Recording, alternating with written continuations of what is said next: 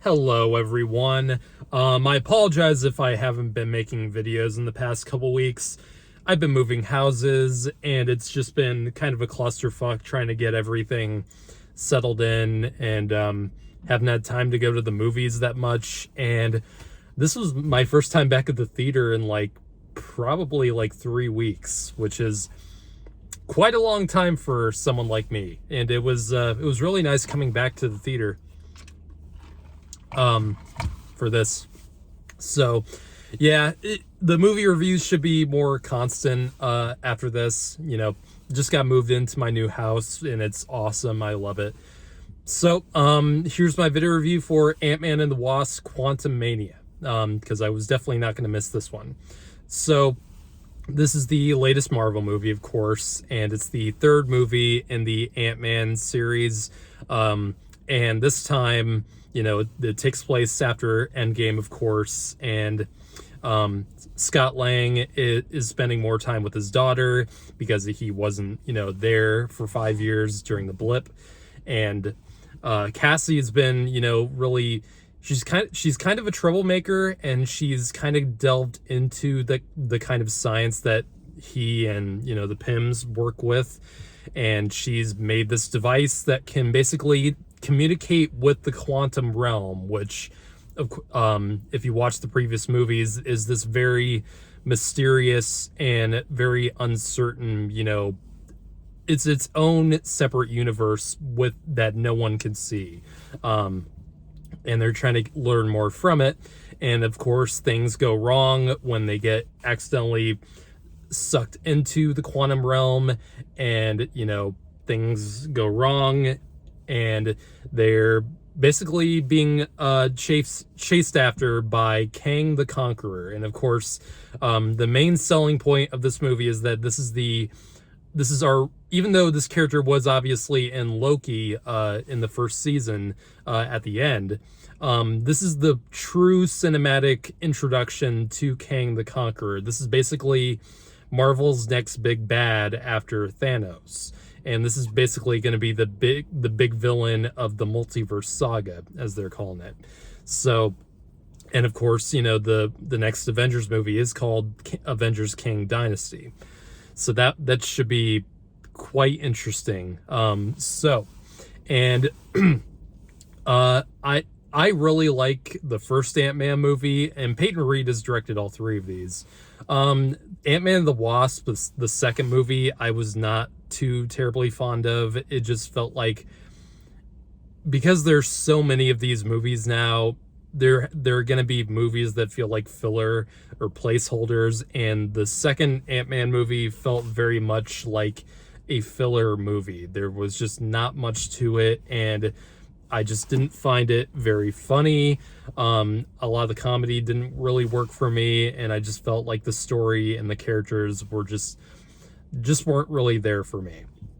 But it certainly wasn't bad. It was still decent, because it still kept itself pretty small scale, and that's what I like about the first two Ant-Man movies, is that they are very small scale in regards to the other MCU movies. And both those movies came out after two Avengers movies, so it's they're good kind of Marvel likes to call them palate cleansers, and I don't really like that term, because a movie should stand on its own, regardless of whether it's in the big franchise or not.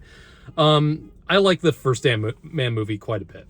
So I was really interested to see this movie, and was decently excited about it, just because they were going to go into this quantum realm. They were going to explore all of, what its secrets secrets contain. And of course, Jonathan Majors at the end of Loki was just phenomenal in that brief in the last episode. Even though he wasn't in it a ton and he didn't do a ton, you definitely felt like you had to learn more about this character and what he's really about. And this movie is basically the promise that Loki set out.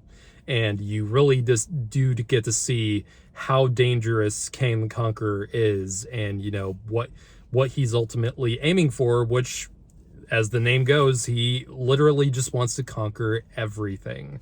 And he knows so much about time that he's basically mastered every single reality and every single universe. So it's kind of fascinating to see how Ant-Man, of all people, in this MCU. First of all, I think it shouldn't even be called the MCU anymore, the Marvel Cinematic Universe. it's a Marvel. It should be called the MCM, Marvel Cinematic Multiverse, because it doesn't really make sense to call it a universe anymore with, this new saga. Tangent aside, it's fascinating to see such a big villain being taken on by one of the smaller heroes in this franchise, and that's always fun to see because Paul Rudd is amazing. I love Paul Rudd in these movies, and whenever he's in one of these MCU movies, he's always a welcome addition. He's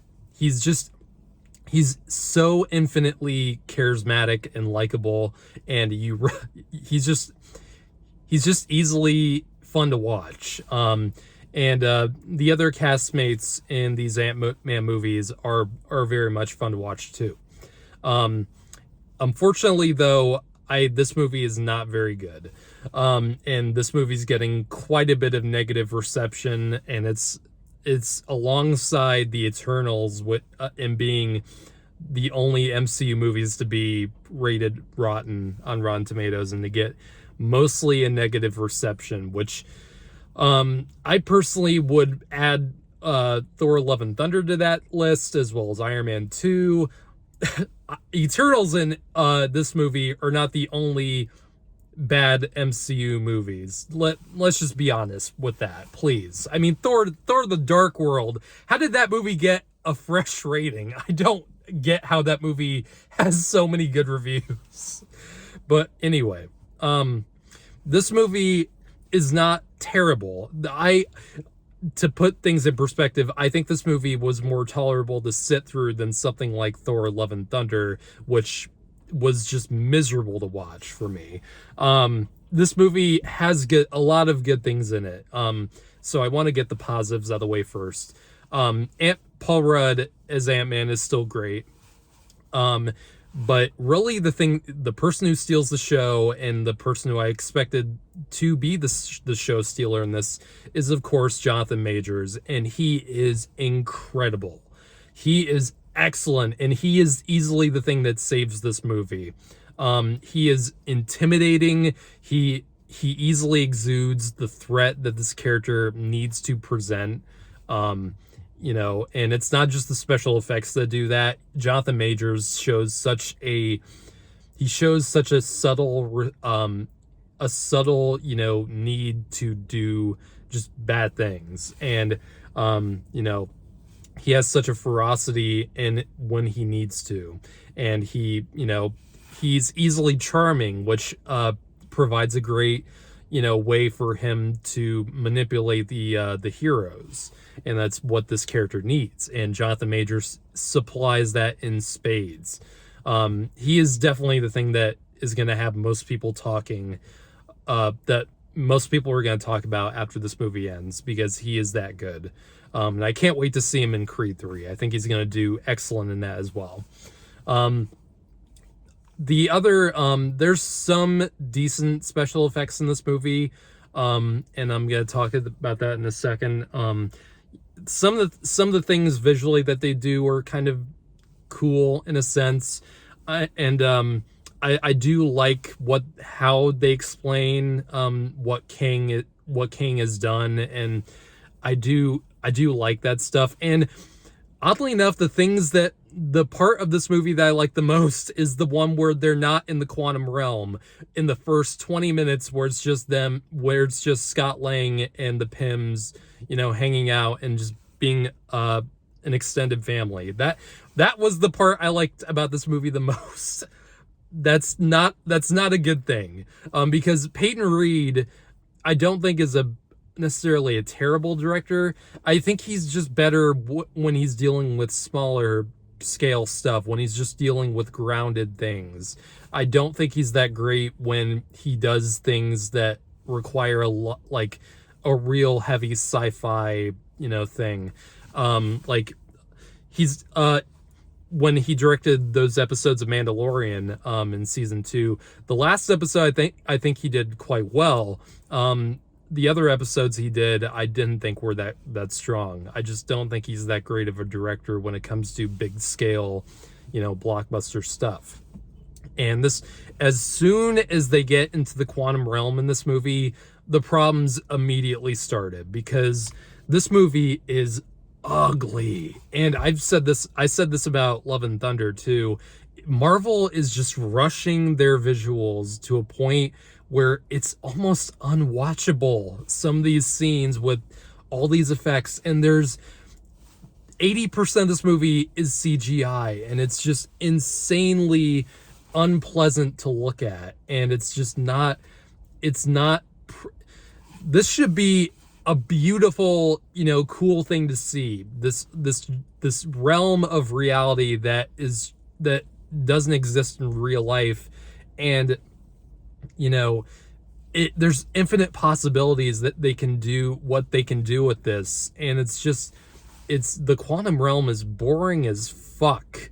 It is just not, it's not pretty to look at. It's cluttered as hell. Half this movie is just blurry. This movie is shot by Bill Pope, who is one of the best, is one of my favorite cinematographers. And I wouldn't have been able to tell if I didn't know he shot this movie, because this movie just does not look good to me.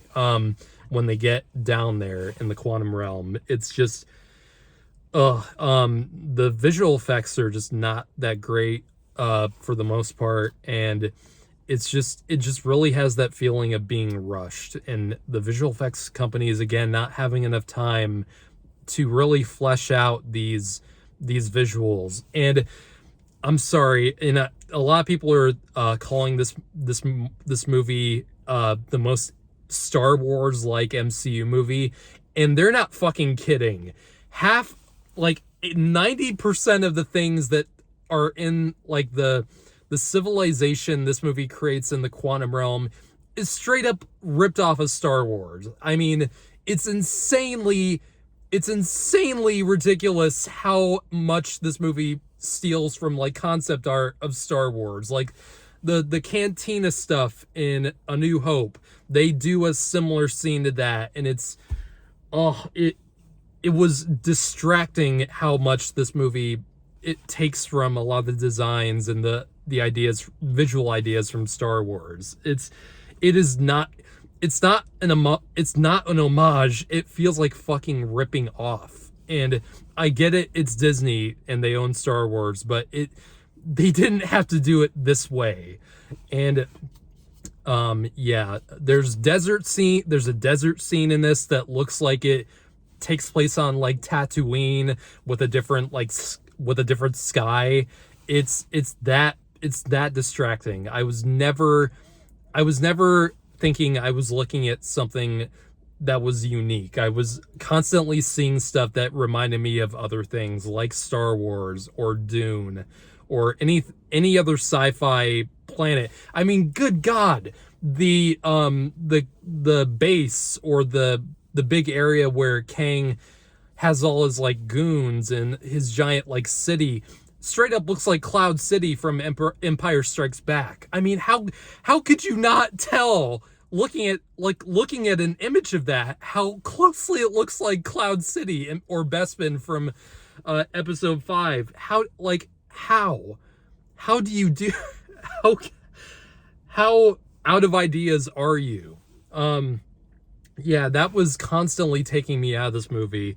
And this movie's like so much exposition. There's not really enough room for any kind of story or character in this movie, and it's boring. This movie is just not that entertaining. It's boring for the most part. And this movie has a lot of comedy, and it's a lot of the time it's just not funny. It's Marvel failing again with these constant one-liners throughout the movie, and it's just they're not doing a good job of it, guys. We have to come to an agreement at one point that they're doing it way too fucking much. And it's not quite, the level that we've seen with some of the other MCU movies, but it's not well done here. And they seriously need to start changing things up. It's not doing it for me anymore. I've given them so many chances, and I just don't think they're really going to change with it. And that's part of the reason why I haven't really been excited for anything, for most things Marvel nowadays. And that's really sad, because I've watched these movies since I was 8 years old. These movies have been a huge part of my life for most of my life. And I'm getting to that point where I'm no longer getting into them nearly as much. And it's kind of fascinating, because we just got that Flash trailer at the Super Bowl, and that movie might be one of the better superhero movies this year. And that's really sad. Hopefully Guardians of the Galaxy 3 is good, and I really want it to be good. And I always have faith in James Gunn. He's almost never let me down. Guardians Volume 2 notwithstanding. One last thing, what they do to MODOK in this movie. Now, I don't know that much about MODOK, but I do definitely know that character a little bit. What they do with him in this movie, what the fuck? This is like almost Taskmaster level from Black Widow. Like, it is... Why do they keep doing this to these villains that are supposed to be villains? Why do they do this? I'm not going to say what exactly he is, but come on. And the visual effect was awful. That looked terrible. I never got used to it. It just constantly took me out of the movie. That just does not work for me. What they do to MODOK in this movie. Fuck that. So yeah, I was not a fan of this movie.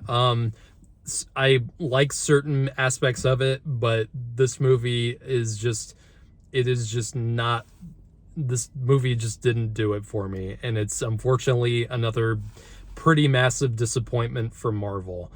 And I really hope that Guardians Volume 3, is a heart-wrenching movie like it looks like it's going to be. And I really hope that they just cool it down with some of the jokes, just because I'm so done. I'm at my wit's end with them. I'm not joking around. So I'm going to give this movie a 5 out of 10. Was not really a big fan of it. And, it's going to be interesting to see how audiences feel about this movie. I don't know if they're gonna like it or if they're not gonna like it. I don't know. See it and make up your own mind, but I personally was not a fan of this, and they really could have done a better job with it. So I will definitely do a spoiler review soon, probably by the end of this weekend, when most of you have seen the movie. So if you've seen Quantumania, what did you think about it? Did you like it? Did you not like it? Let's start a conversation about it. So hope you guys check it out, and take care.